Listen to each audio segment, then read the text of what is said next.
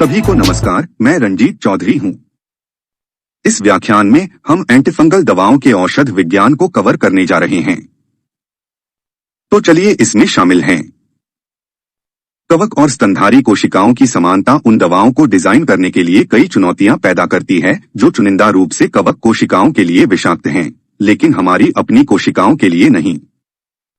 कवक और स्तनधारी कोशिकाओं के बीच एकमात्र महत्वपूर्ण अंतर कवक कोशिका की दीवारों की उपस्थिति और एक छोटा है प्लाज्मा झिल्ली में संरचनात्मक अंतर। अब अधिकांश कवक की कोशिका भित्ति प्रोटीन से बनी होती है और जटिल पॉलीसेकेराइड बीटा 1-3 और बीटा 16 की कठोर परतों से बनी होती है। लिंक्ड ग्लूकेन्स के साथ साथ चिटिन बाहरी होते हैं।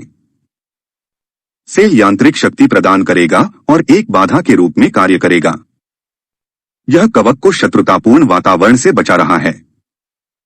इस दीवार के नीचे फॉस्फोलिपिड बाइलेयर से बनी प्लाज्मा झिल्ली होती है।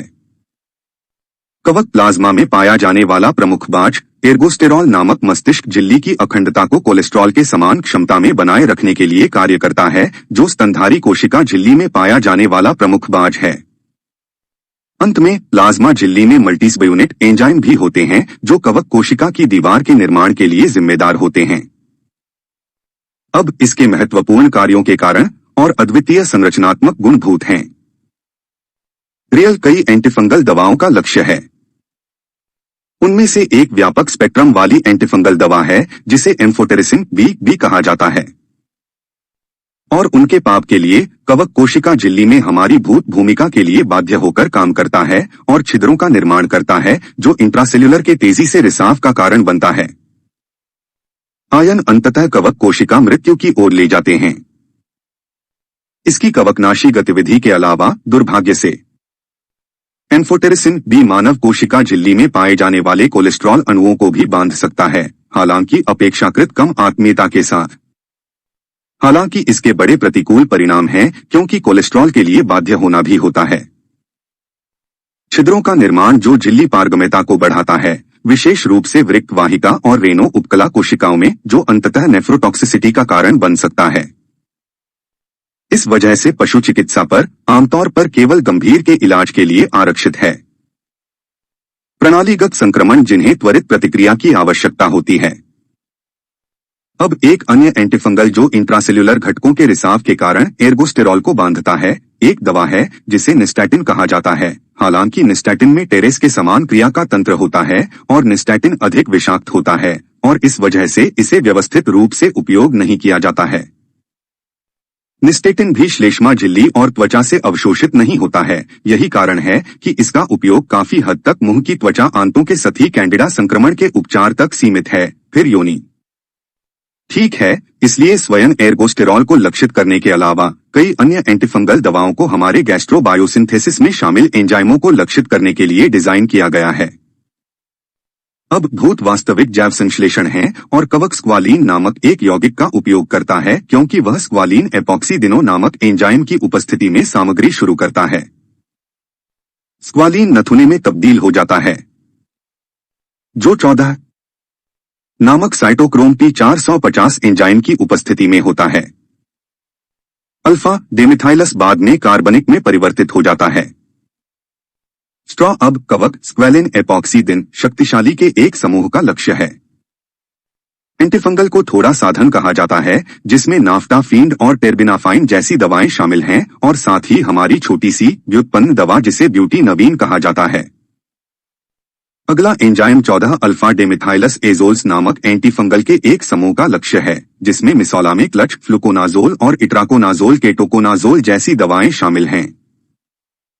मेरा कंसोल और वॉय कौन सब है, तो अब स्क्वैलिन एपॉक्सीदिनो को रोककर और 14 अल्फा डी मेटल, एक लिल एमाइन और azole antifungal agent deplete cell membrane गैस्ट्रो हैं। इस प्रकार झिल्ली की तरलता को सशक्त बनाता है जिससे विषाक्त स्टेरोल का संचय होता है और अंततः कवक कोशिका मृत्यु का कारण बनता है। कहा जा रहा है कि स्क्वैलिन एपॉक्सीदिन और 14 अल्फा दोनों मानव कोशिकाओं में डी धातु की आंखें भी मौजूद होती हैं और मानव एंजाइम कवक एंजाइमों की तुलना में कम प्रभावी कैसे होते हैं। अभी भी एक है। गैर लक्षित निषेध के लिए दिखाए जो कई अन्य छंदों को जन्म दे सकता है। इसके प्रमुख उदाहरणों में से एक अधिनियम मानव दवा चयापचय का गैर लक्षित निषेध है, एजोल्स द्वारा साइटोक्रोम P450 एंजाइम, जो कई फार्माकोकाइनेटिक दवाओं के अंतःक्रियाओं के लिए जिम्मेदार है। अब हमारे गो के अलावा कवक कोशिका भित्ति का एक और अनूठा घटक फेंकें, जो एक आकर्षक औषधीय लक्ष्य के रूप में भी कार्य करता है। एंटीफंगल दवाओं के लिए विशेष रूप से बीटा ग्लूकन है। कुछ एंटीफंगल दवाओं को कवक प्लाज्मा में स्थित एक एंजाइम को लक्षित करने के लिए डिजाइन किया गया है। झिल्ली जो डेटा के उत्पादन के लिए जिम्मेदार है 13 ग्लूकेन्स को डेटा 13 क्लोक और सिंथेस कहा जाता है। यौगिकों के वर्ग को कुंजी के रूप में जाना जाता है। कोई तोपे नहीं। बीटा ग्लूकेन सिंथेस को रोकता है, जिससे कोशिका भित्ति में बीटा ग्लूकेन्स की कमी हो जाती है, जिससे आस्माटिक अस्थिरता और अंततः कोशिका लसीका हो जाता है। इस वर्ग से संबंधित दवाओं का उदाहरण है आई नीड यू लव फंक्शन, कैस्पर वैन जॉनसन और माइकल फंक्शन। अब अन्य एंटीफंगल के सापेक्ष एक्विनो मोमबत्तियों के प्रमुख लाभों में एक आत्मा प्रतिरोधी कैंडिडा उपभेदों के साथ साथ एस्परगिलोसिस प्रजातियों के खिलाफ उनकी गतिविधि शामिल है। इसके अलावा क्योंकि बीटा ग्लूकेन संश्लेषण के लिए एंजाइम प्रणाली मानव कोशिकाओं में अनुपस्थित है। अन्य एंटीफंगल के विपरीत एक्विनो तोपों में विषाक्तता या गंभीर दवा परस्पर क्रिया की अपेक्षाकृत कम क्षमता होती है। अंत में, इससे पहले कि हम समाप्त करें, मैं संक्षेप में कुछ और एंटीफंगल दवाओं का उल्लेख करना चाहता हूं जिनका आप नैदानिक अभ्यास में सामना कर सकते हैं, जो ओवन और पूर्ण साइटोसिन की चिकनाई है। इसलिए सेल वॉल टारगेटिंग के विपरीत एंटीफंगल की हमने ग्रिसोफुल्विन और आत्मघाती दृश्य के लिए चर्चा की। कैंसर के समान तंत्र के माध्यम से कवक कोशिका विभाजन को बाधित करके कार्य करें। कीमोथेराप्यूटिक एजेंट विशेष रूप से ग्रिसोफुल्विन ट्यूबिलिन को बांधता है, जो सूक्ष्मनिका के कार्य को बाधित करता है और फंगल सेल माइटोसिस धन को रोकता है।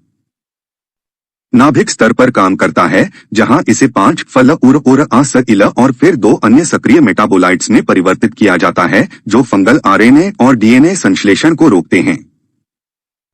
और इसके साथ ही मैं आपको देखने के लिए धन्यवाद देना चाहता था। मुझे आशा है कि आपको यह वीडियो उपयोगी लगा होगा और हमेशा की तरह अधिक जानकारी के लिए हमारे साथ बने रहें।